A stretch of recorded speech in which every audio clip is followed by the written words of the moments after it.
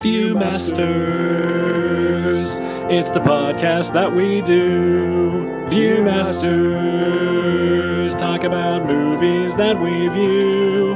Viewmasters, my friend Eric and me, Joe.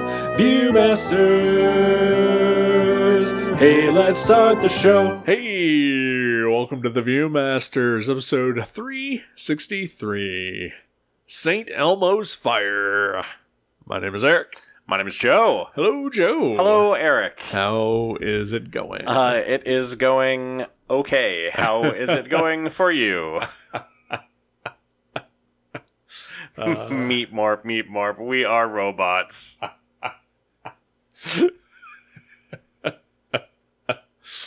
At least we're not psychopaths. Yes.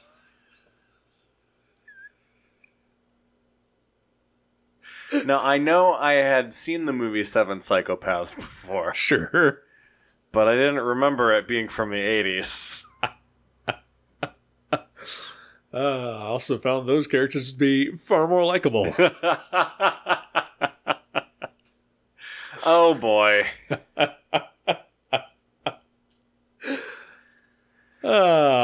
St. Elmo's Fire. St. Elmo's Fire. I feel good having watched it. Okay. Yeah. All right. It feels like a blind spot Okay. that I can now, I've seen it Sure. and I can appreciate its cultural relevance.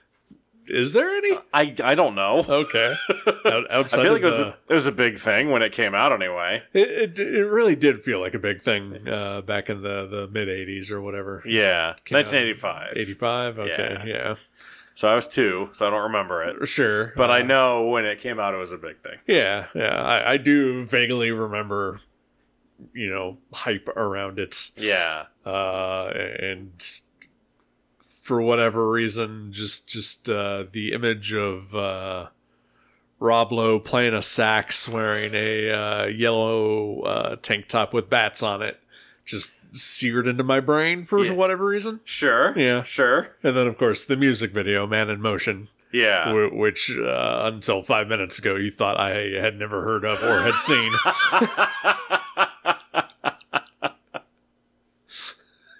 Okay, look.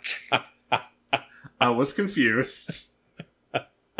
There was earlier discussion that I remembered, but had forgotten about.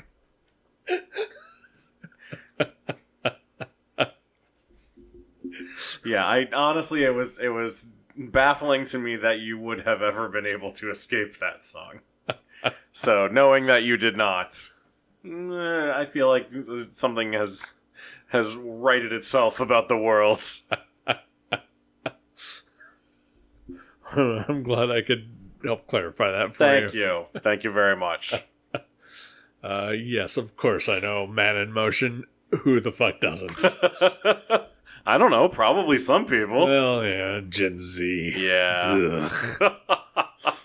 Millennials. I'm an elder millennial, All right, fine.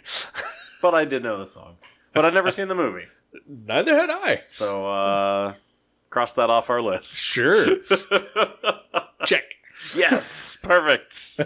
Anything else going on this week? Anything making you happy? I'm getting a new phone. Nice. Yeah. That's awesome. No, St. Elmo's Fire is a film It definitely is. about 7 absolute nutcase lunatics on various sides of the law and their wacky antics. Sure. I don't know. Is it a comedy? Or is there stuff that's supposed to be comedic? I'm not sure. Like when Emilio Estevez's stalker character is trying to go up the stairs at Andy McDowell's like snow skiing cabin. Sure. And like he falls down. I'm like, is that supposed to be funny? Yeah. So, all right. So I was thinking about this a little bit while we were watching. So it's listed as oddly an adventure / drama. I forgot it was listed as an adventure movie. Oh, Prime, what are you doing? You are literally crazy for this one.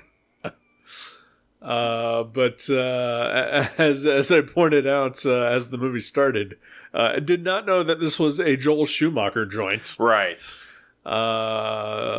Famously flamboyant gay man Joel Schumacher. And as it was going, I had to start questioning, is this camp? Yeah. Oh, it might be. Oh, shit.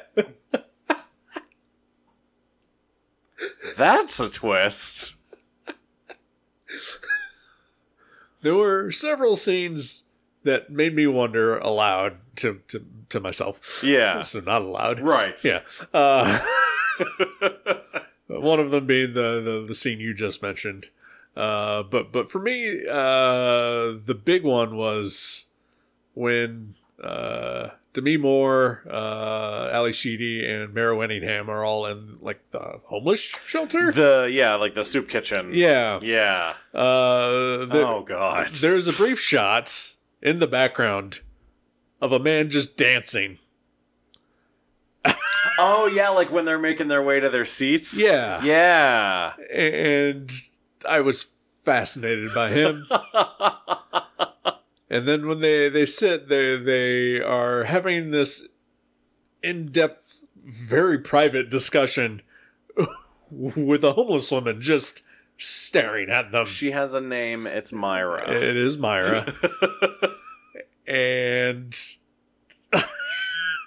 like just her reactions. Like I was focused on her and solely her. And I started sort of only focusing on the background characters. Yeah. And the extras.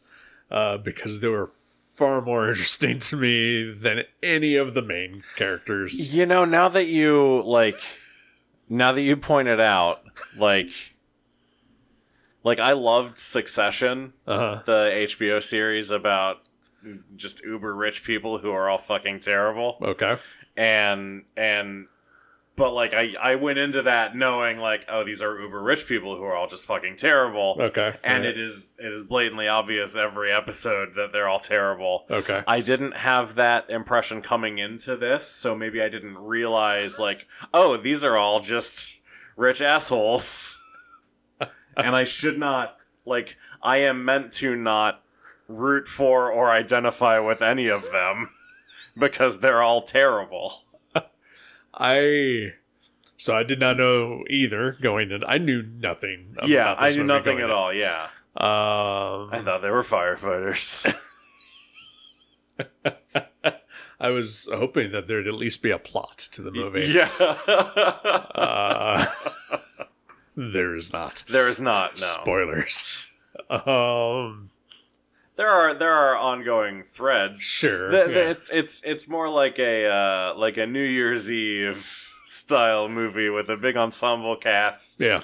And we just check in on them throughout. Periodically, yeah. And they intersect and with also no real decent frame of when is all this happening? How Right. long is all this happening?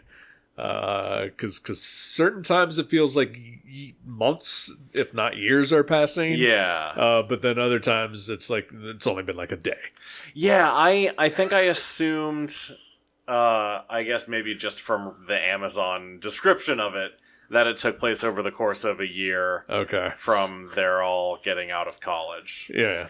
But yeah, you're right. The timing within the movie is very unclear. Like I am pretty sure that once Ali Sheedy has sex with Andrew McCarthy, Yeah. she then wears the same outfit. Oh, yeah. For the remainder of the movie. Well, I mean, those were the only clothes that she had when Judd Nelson kicked her out. Fair. Okay. Yeah. Judd Nelson kicks her out. Yes. Yeah. I already lost the thread of what I was trying to say earlier. Just oh boy, I don't know. I forgot. That's fine. It'll come back. Yeah. I mean, it was about rich assholes. But I mean, you were asking if it's camp, Yeah. and maybe that is like look at these rich assholes. Okay. Yeah. Look how serious they're taking everything. This guy thinks he's going to be the next great American writer. And here he is on a street corner talking to a sex worker. And wrote an article for the paper about the meaning of life. Right. I don't think that's anything that would get published in a newspaper. On the obituary page? I don't know. Yeah. It was, I don't know. Oh, man. But before we get further... Oh, boy. Oh, Lord. No, I just, sometimes we look up stuff before we really get into this. And there was just a sentence on the Wikipedia page that caught me, and that I think sums up a lot of it. And it was in the reception section for critical response. Okay. And David Denby called Schumacher brutally untalented and said that nobody over the moral age of 15 will like the work of the Brat Pack actors in the film. Aww. And yes. I don't know.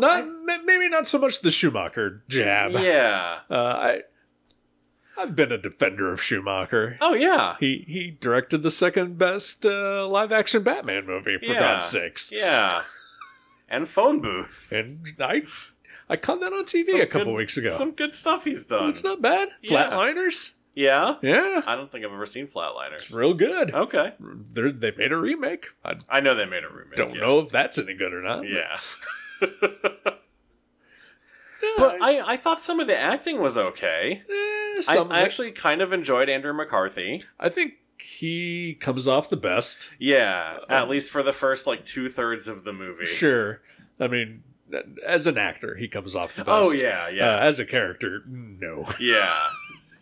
I don't think Mayor Winningham is maybe the only one unscathed up until the very, very end. I think so. When she makes a very bad decision. Yeah. They all make really interesting choices.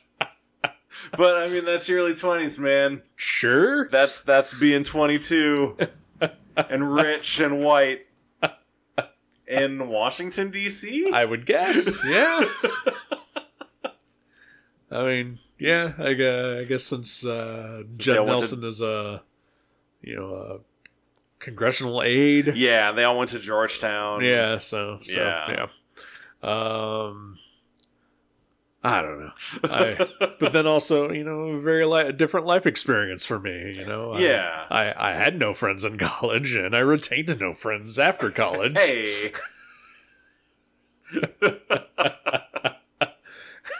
Certainly not any rich ones. Yeah. But yeah, I thought Andrew McCarthy was good. I thought Ali Sheedy was really good. She was good. She's got some stuff to do. Yeah. I think my biggest problem there was that I'm pretty sure that she and Andrew McCarthy are the exact same person. Yeah.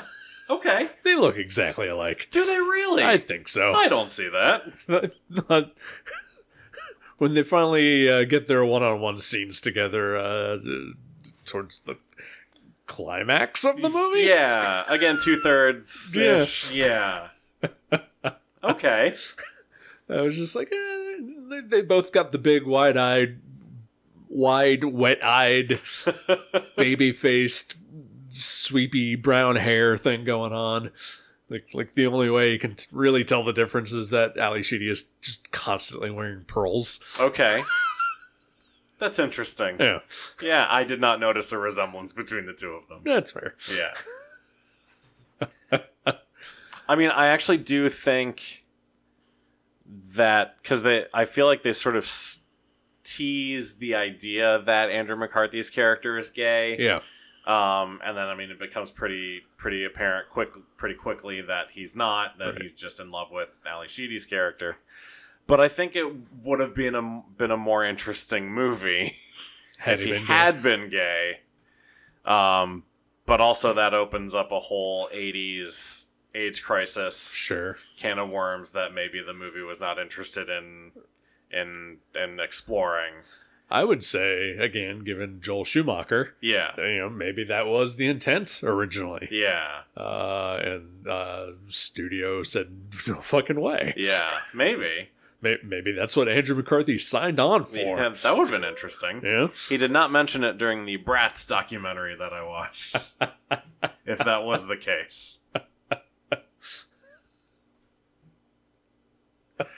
Oh man. Have you seen or do you know anything about Rent? I know it's due. Yeah.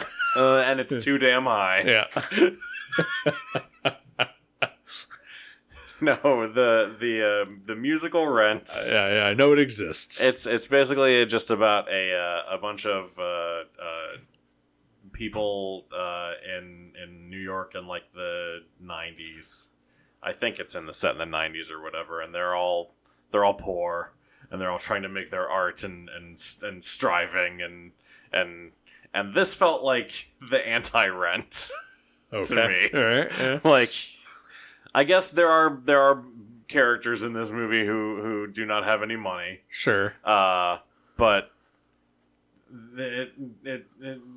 none of anything I feel like is earned in this movie, and like they're all just none of them are relatable in even the slightest sense. Except for maybe Mare Winningham. Maybe, except that she comes from a rich family. She does come from a rich family. Yeah. I mean, at least, she is trying to give back and trying to make her own way in some respects.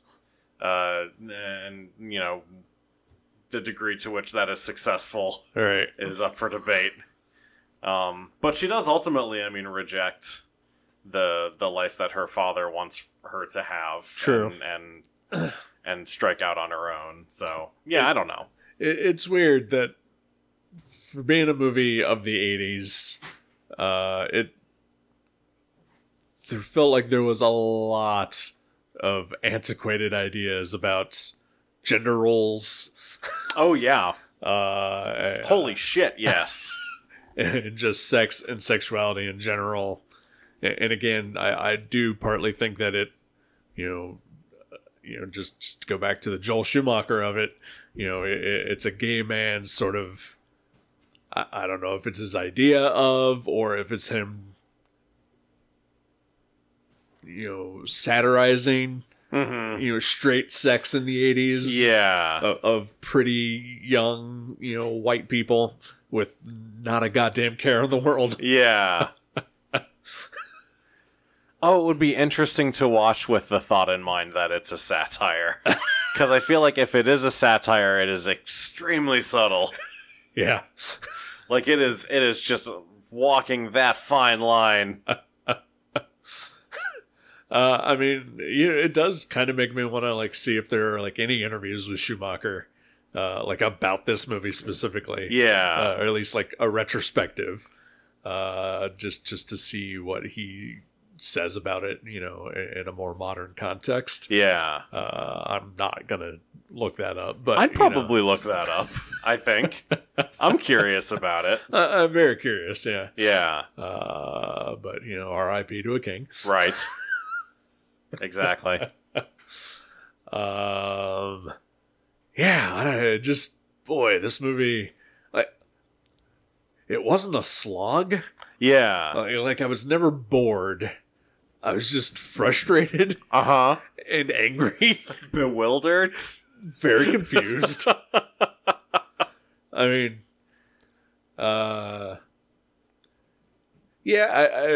at the beginning, and it's weird because I've watched movies with certain people occasionally, and they keep asking me questions at the beginning, and I'm just just keep watching, Yeah. But I felt like I was now in that position where at the beginning I was like, what the fuck is happening? Mm-hmm. Who the fuck are all these people? Yeah. Why should I give the inkling of a shit? Yeah. And I felt like I was that person, and I don't want to be that person, and it was hard to take my own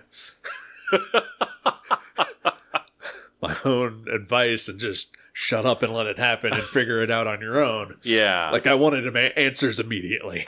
Yeah, I felt the same way. Okay. And like, I almost felt like the movie needed one character through which to see the lens of everything. Right. I feel like one character to sort of get viewers into it. Yeah. And it doesn't do that. Like, No. it's the... I'm almost like, is this advanced... Like, is this storytelling too advanced for my feeble little brain to understand? You're not wrong. It's always good to have an in of some sort, or Yeah. a viewer proxy. Or even just like, hi guys, I'm Andrew McCarthy. I'll be your guide through the movie today. Sure, yeah. Like, not saying there needs to be like voiceover or anything. No, yeah. But just, give me one character and their perspective on stuff. And Right. I don't know. Yeah. I mean, It made it hard to connect to anybody. I mean, one likable character would have been nice too. Yeah. Yeah. There are none. No. No. Meryl Winningham, I think, comes off the best as far as that goes, but even the way she goes about it is obnoxious. Yeah. You know? I thought Ali Sheedy was pretty likable until like the back third of the movie. Yeah. I don't And know. even then, She gets put into a shitty position. she really does. Yeah. But what angered me at that was that so she's in a relationship with Judd Nelson, Right. who From Steel. From Steel. Honestly, a superior work of acting.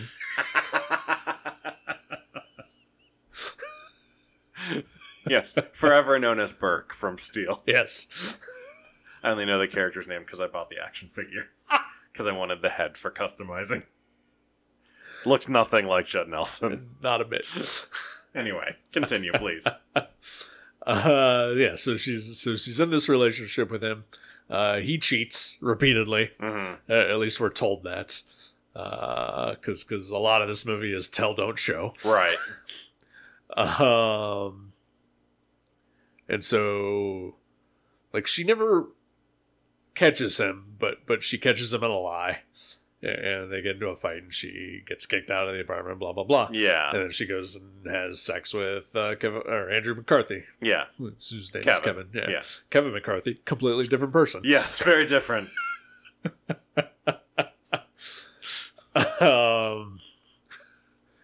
And then she gets shit on Yeah. so hard for doing that. The fucking hypocrisy. Yeah. She gets shit on by both Judd Nelson and Andrew McCarthy. Yeah. For her behavior there. So yeah, I guess the inherent problem with Leslie, her character, is there's nothing to her outside of Judd Nelson and Andrew McCarthy. Right. Like there's a mention during an argument between Judd Nelson and her about like he says something about like using her career as an excuse, and when he said that I was like, what is her career? Yeah. What does she do? Like, I feel like I don't think we ever find out. what was she after the first couple of scenes, like when they're all hanging out in the bar or whatever. Yeah. And St. Elmo's bar. Yes. And they're at their apartments. Like I felt like she was maybe working on something. I think she was working on just arranging the apartment because they had just moved in together, right? Okay. I don't know. Yeah. Like okay, so then at the end, after they saved Demi Moore's life. Right. Like you do. Sure. I think she says we can set up my drafting table as to have serve drinks She on. does say that, doesn't she? Yeah. So I thought, is she like an architect or a graphic designer? Yeah. Because there's that giant ass mural True. in the apartment that has a Nike logo on it for some reason. Nah, product placement. Sure. You know. So so in my head I thought, well, maybe she's a graphic designer, but they never say. Yeah. They never explicitly point to anything that she does. And we get that detail within the last 10 minutes of the movie. As a VO. Yeah. As ADR. Has some punch up. It needed it. Yeah. Oh, man. Yeah, I don't know what I expected from this movie other than once they establish St. Elmo's Bar as a location, I was just waiting for it to catch fire. Sure. Because I was not familiar with the term St. Elmo's Fire. I knew it was a thing, I just didn't know what exactly it was. Yeah. Like, I'd heard the term before outside of just this movie. Yeah. And the song, Man in Motion. Right, obviously. Where they just cram in the words, St. Elmo's Fire. St. Elmo's Fire, yeah.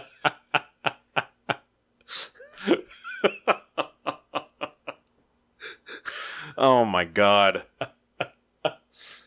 And then, yeah, we've got Emilio Estevez as just a psychotic fucking stalker. Holy shit. Emilio Estevez is like that gave me real Rushmore vibes. But like not the fun parts of Rushmore. The parts where Max is a total creep. That's Kirby Kager. Yeah. on the whole. It's just a total creep. Yep. Do you think that Jack Kirby, his friends ever called him Kerbo? I think if they did, he'd punch them. I think so, probably. Yeah. They were probably Nazis. Yep.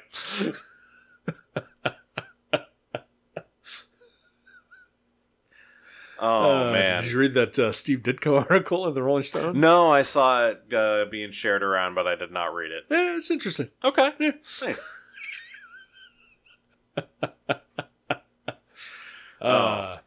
So we've got that, and then there's the... Oh, Andie MacDowell is in this movie. I did not realize that. I did not either. Yeah.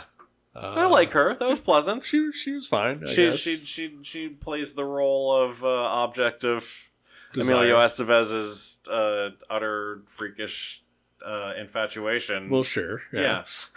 Pretty well. Yeah. Yeah. Yeah. Like, she would never go for him. She is 3 feet taller than he Right? is. Exactly. Yeah. She'd rather be with her boyfriend, Guy. Yep. I mean, is that any better or worse than Kirby as a first name? I guess it's... I mean, yeah, okay, fine. I don't know. I feel like at least Kirby is a name where Guy is just a descriptor. Fair. Guy is just lazy screenwriting. Yeah. She's with another guy. What's his name? Guy.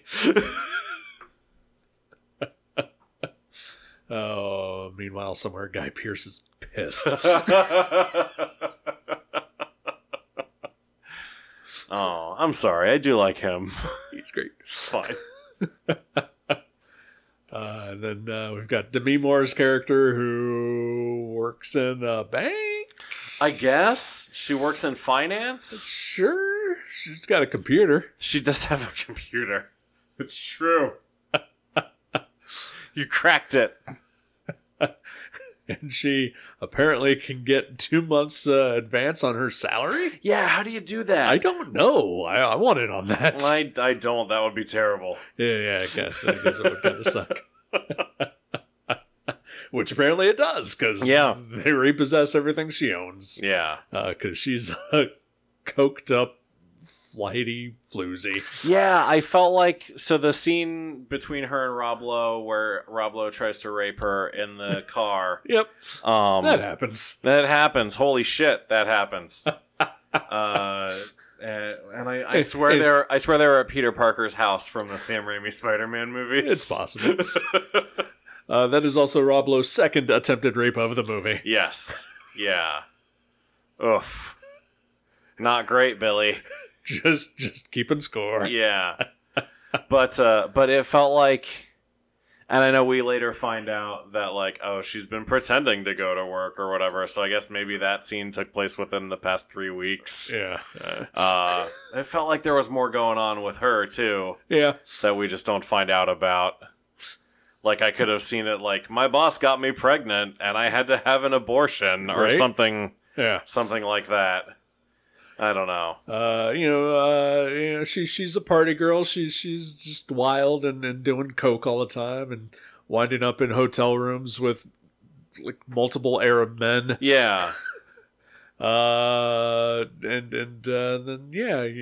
at the end she tries to kill herself by sitting in a room alone with the windows open. It was really cold out. Okay. Apparently. I mean, we couldn't see anybody's breath or anything. Sure. But it was really cold out. They were all wearing very light jackets as well. It was freezing. Did you see how much snow there was? That was a completely different scene, man. What? What? No. Oh, hey. Sorry, buddy.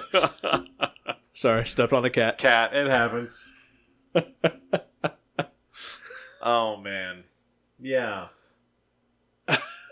And then at the end, everybody's problem is solved. I guess. Yeah, everybody loves each other now. Yeah, do Yeah, they? sure.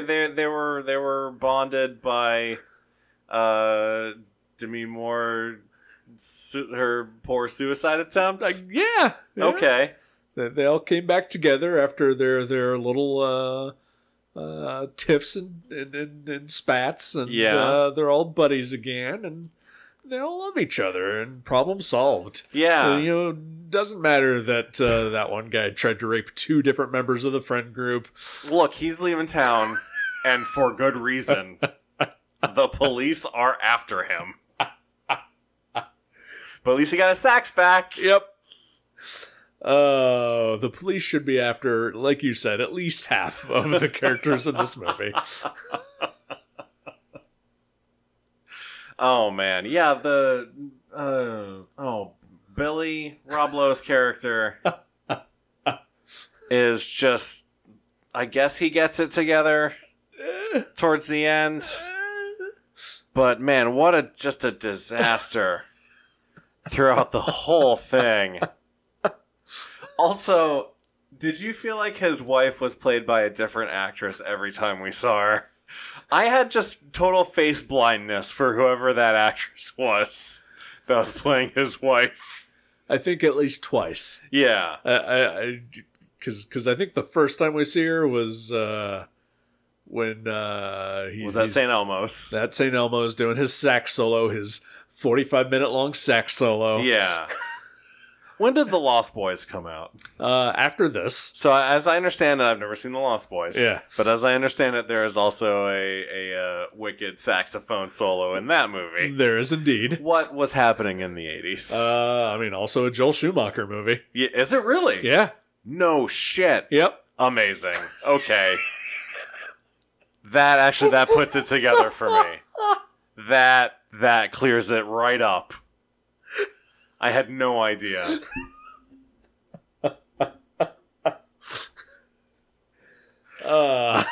Wow. Yep. Thank you. Two sweaty men playing the sax very erotically. Yeah. Yep. Uh-huh. Okay. So she's in the bar watching him, but making out with another dude. Yeah. I'm pretty sure that was a completely different actress from the person who played her throughout the rest of the movie. I could have sworn. Yeah. They look nothing alike. Yeah. He sits down next to his wife in the park or wherever they are. Yeah. And I was like, does he know her? It does not help that she, I don't think, ever really gets introduced. No. Yeah, she just appears, and the implication is that they are married. Yep. But also, going back to the is this camp theory, like after the bar fight, where he gets in a fight with the dude that she's there with, yeah, and then they get together and make out, like that has to be 100% parody. Yeah, I think so. I really think, I'm leaning into this theory. I like it. Yeah. I like it a lot. I don't know that it makes the movie any better. I don't know that either, but it at least explains some things for me. Sure. Oh, wow. Also, lots of lots of casual open mouth kissing amongst friends in this movie. That's very true. I noticed that as well. Yeah. Early on. Like, I think it's Demi Moore and Ali Sheedy and Judd Nelson, and I was like, are they a throuple? Right? Yeah. I mean, if, you and I and your partner went out and I just open mouth kissed her upon greeting her, like, that would not be cool, right? No. Yeah. No. I don't think that would be cool for either of us. No. Either me or her. Nope. Nobody. Yeah. Nobody. Yeah. Now, if it was a thing where, like, you open mouth kissed her and then you open mouth kissed me. Now we're talking. And it was just like, this is just how we say hello. Then I could at least maybe. It'd still be strange. It'd still be strange. But also, it would be in my head, I'd be like, oh, maybe this is just a thing that Eric does now. I mean, I'm not a big fan of it, but okay. All right. Let's go watch The Batman 2. I don't know what movie we're seeing in this scenario. I'm assuming we're going to the movies. Hey, you know what? In this completely fictional scenario, I would totally go see The Batman 2. Because it's fiction. Hell yeah. 5 hours.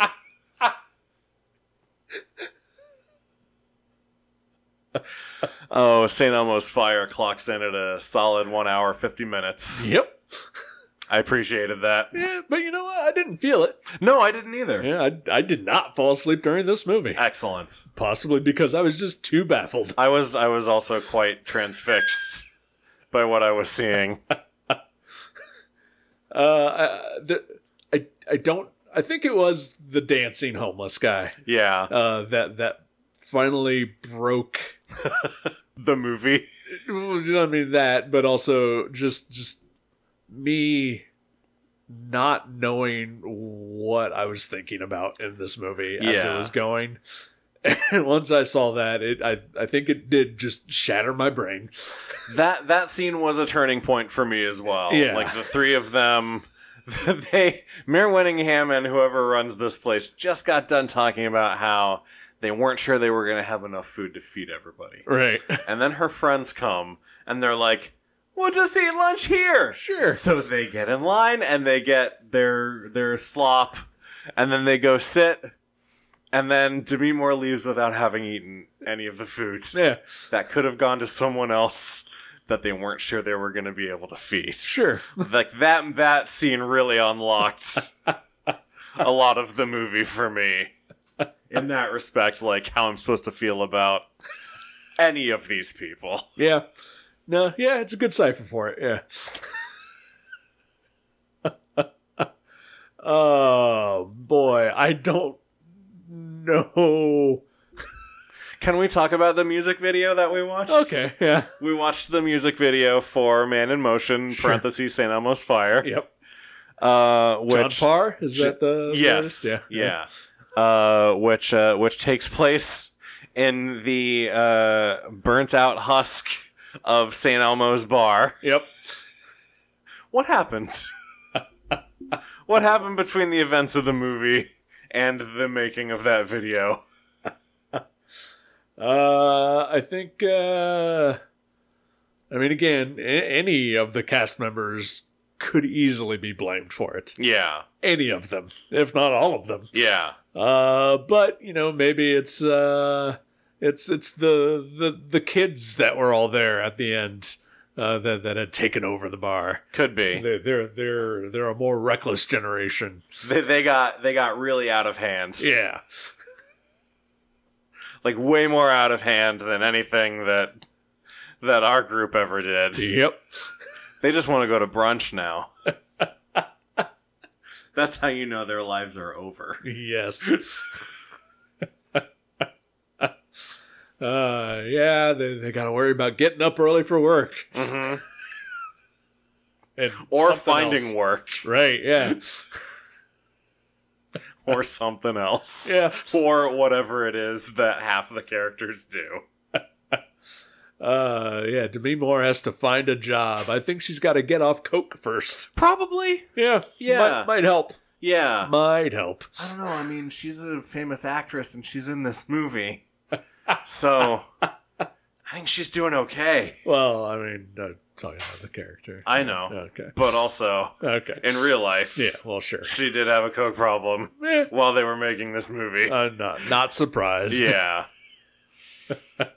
I'm sure they all did. Well, probably. It was the 80s. I mean, have you seen the honker on Judd Nelson? Oh, ouch. Just pounds of it going right up there. Man.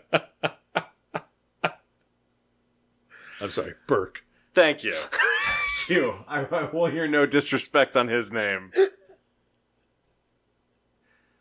Oh, he is one of our finest actors in a superhero movie that came out in 1997. Yep. And the best superhero movie in 1997? Batman and Robin came out in 98, didn't it? I can't recall. Yeah. I don't know. Yeah, well. It's either Steel or Spawn. Alright. I feel like Spawn was 98. I thought that was 97. It could be. I don't know. Let's take this offline. It's fine. we don't have to. We don't. Yeah, I don't care either. Oh man. I'm glad that we watched this, and I'm glad I got to talk about it with you. Yeah. There was a lot to talk about. There was. I know. I said maybe halfway through that I was so excited to talk about it with you, and that was right before Rob Lowe tried to force himself onto me more. Like, wow. Oh boy. I can't say if this is a recommended movie or not. I don't know. I think it's an interesting time capsule. It definitely is. And I think if you come at it sort of removed from the characters, like you're an anthropologist, like you're Jane Goodall with the apes. I mean, that is kind of how I felt, especially at the beginning. Yeah. Just trying to cipher everything that was happening and piece together the puzzle of who these people are and why I should give a shit. Yeah, it's like it's putting together their social dynamics and their jobs. Right. And yeah. And like also just how are any of these people friends? Yeah. How? It doesn't make any sense. No, none whatsoever. Like Ali Sheedy mentions at one point that just because she and Judd Nelson were in the same dorm building, that's how they met. So I guess, there is a proximity kind of thing. It's true, and that is, from personal experience, there are definitely people that I was friends with in college solely because we lived in the same building or on the same floor or whatever.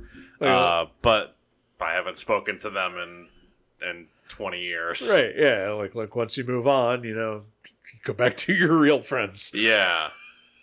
Or make new ones at work or whatever. I don't know. Yeah, like maybe, I don't know, a story about those characters trying to maintain their friendships, which were very fleeting things to begin with. Right. Ooh, legacy sequel. Yes. Holy shit. San Elmo's Ashes. San Elmo's Embers? I like Ashes. Yeah, okay. Yeah. When Demi Moore at the beginning was talking about her stepmother, did you think that she had already died? Yeah. Yeah. Repeatedly. And then she kept talking about the stepmother, and she was talking about trying to decide on cremation versus burial. Yeah. And I was like, it has been months since this woman died. Is she just in a freezer down at the morgue? Exact same thoughts. What are you doing? I had the exact same thoughts. It's very confusing. Yep. Again, it just goes back to when the fuck is this taking place? Yeah. Oh, boy. This is a movie. Yeah, it sure is. Oh.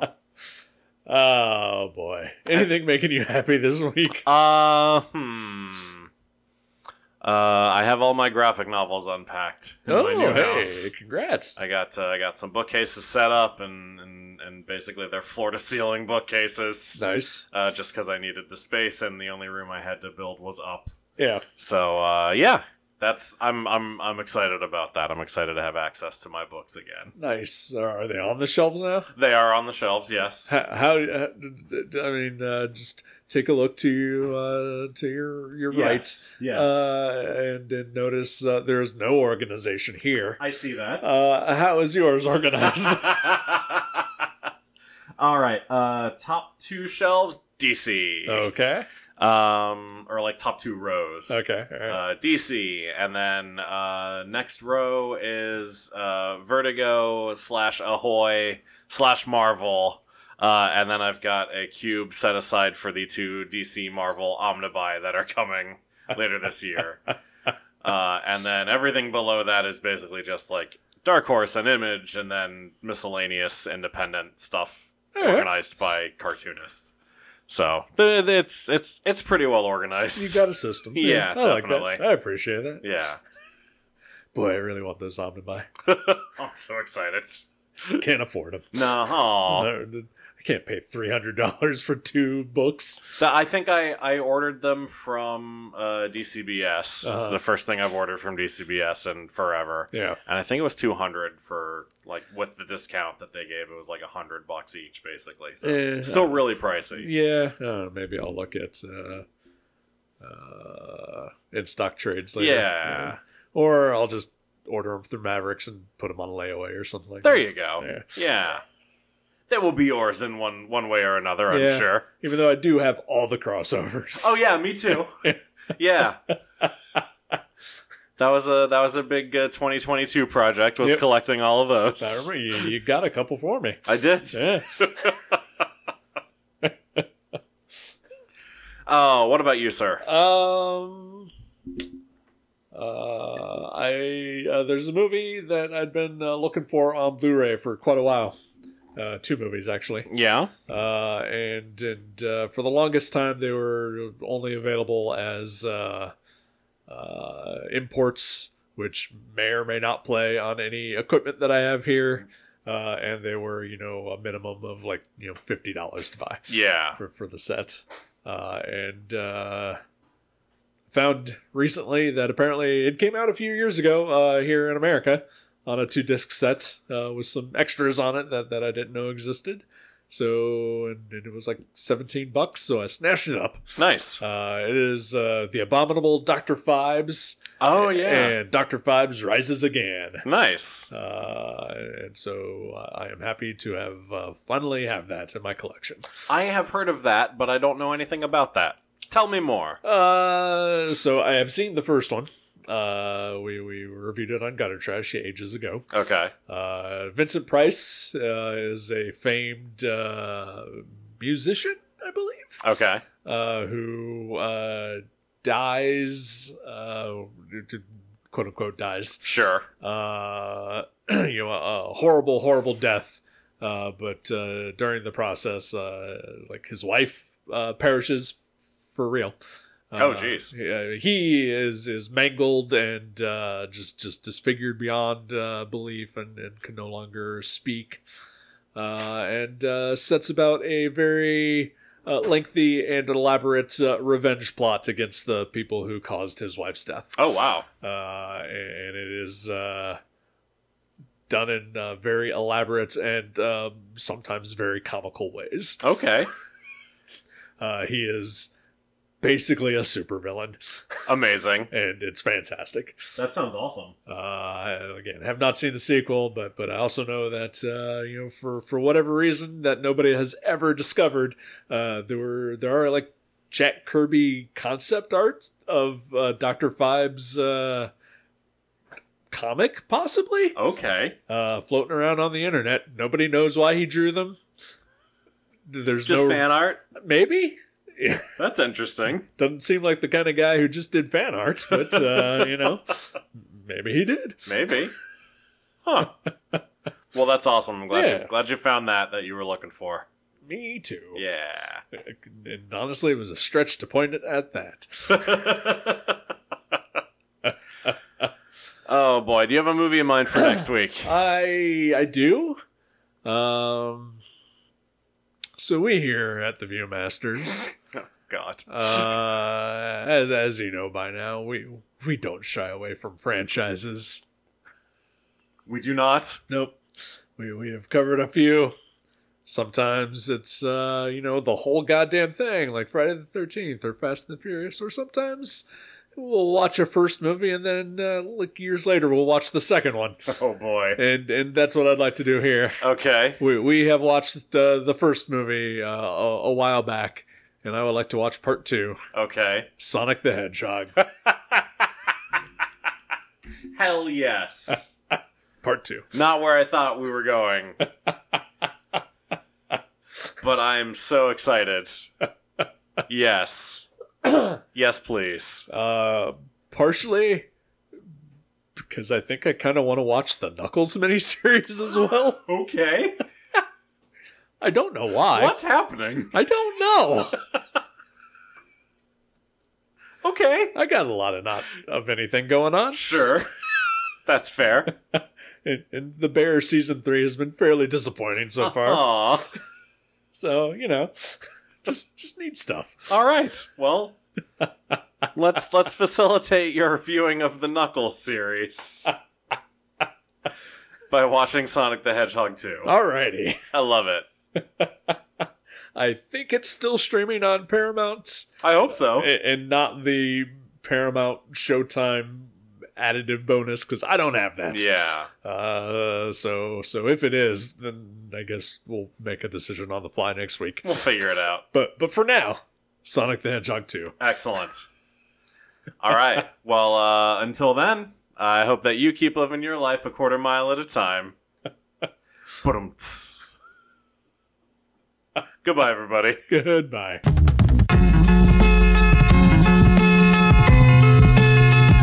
Thank you for listening to The Viewmasters. You can subscribe to the show directly at our website, view.guttertrash.net, or on iTunes or wherever you get your podcasts. Visit our website at view.guttertrash.net for information about our Twitter and Instagram. Once again, thank you for listening to The Viewmasters. We'll see you next time.